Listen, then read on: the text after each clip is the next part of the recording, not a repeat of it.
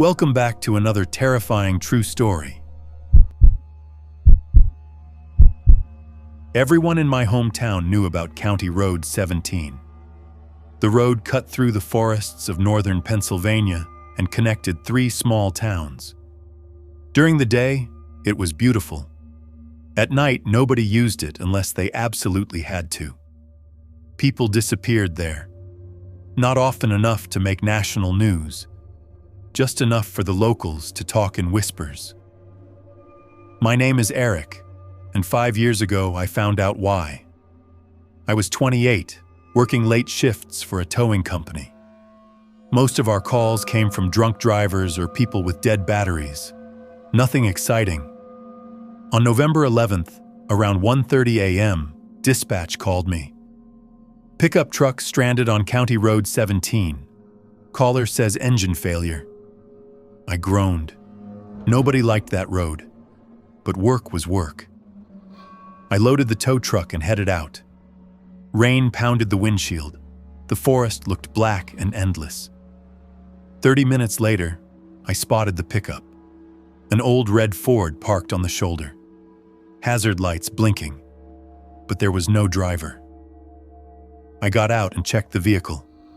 The keys were still in the ignition. Driver's door open, wallet on the seat, phone lying on the floor. No blood, no sign of an accident. Just empty.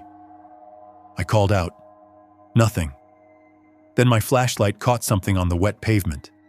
Footprints. Bare footprints. Leading into the woods.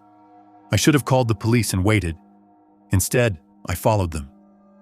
The tracks went between the trees, 50 feet, 100. Then I heard crying. Soft. A woman. Help me. I froze. Hello? Please. The voice sounded weak, like someone injured. I moved closer. The crying stopped. Everything became silent. Not a single insect. Not a single bird. And then I smelled something. Rotting meat. My flashlight swept across the trees. That's when I saw her. A woman in a nightgown, standing between two pines, back facing me. Long black hair hanging down. Ma'am? Slowly she turned. She had no face. Nothing.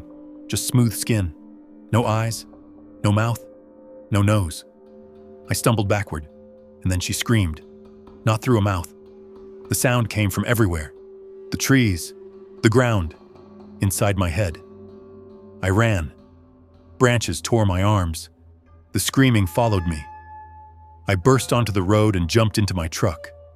As I slammed the door, something hit the side hard enough to rock the entire vehicle. I looked in the mirror. Nobody. Then another bang. This time on the roof. Heavy footsteps. Walking above me. 1, 2, 3. Something scratched the metal. Long nails dragging slowly. I started the engine. Nothing. The truck died. The footsteps stopped. Silence. Then, knock. Knock. Knock. On the driver's window. I turned. An old man stood outside.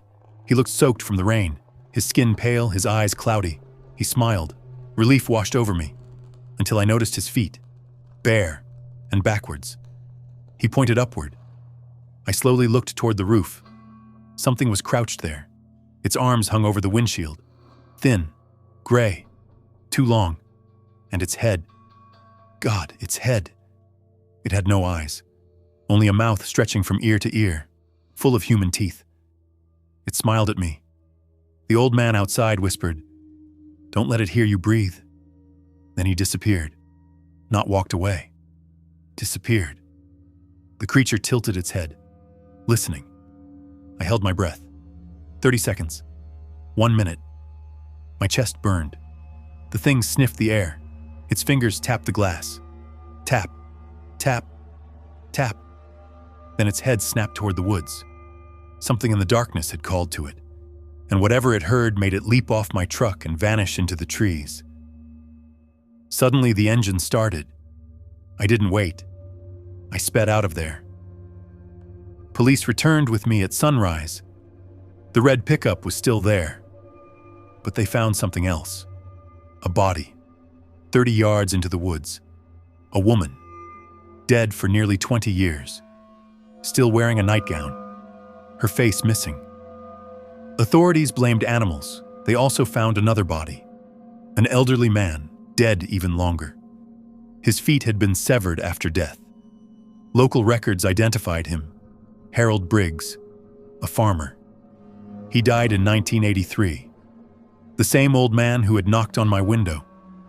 I quit that job after that. I never drove County Road 17 again. But last winter, while filling gas at a station 50 miles away, I saw an old red Ford parked beside me. Nobody inside. Driver's door open, keys in the ignition, and on the fogged-up rear window, written from the inside with a finger, were 4 words. "I can hear you." Then, beneath those words, another message slowly appeared. Not written by any hand I could see. "Come back.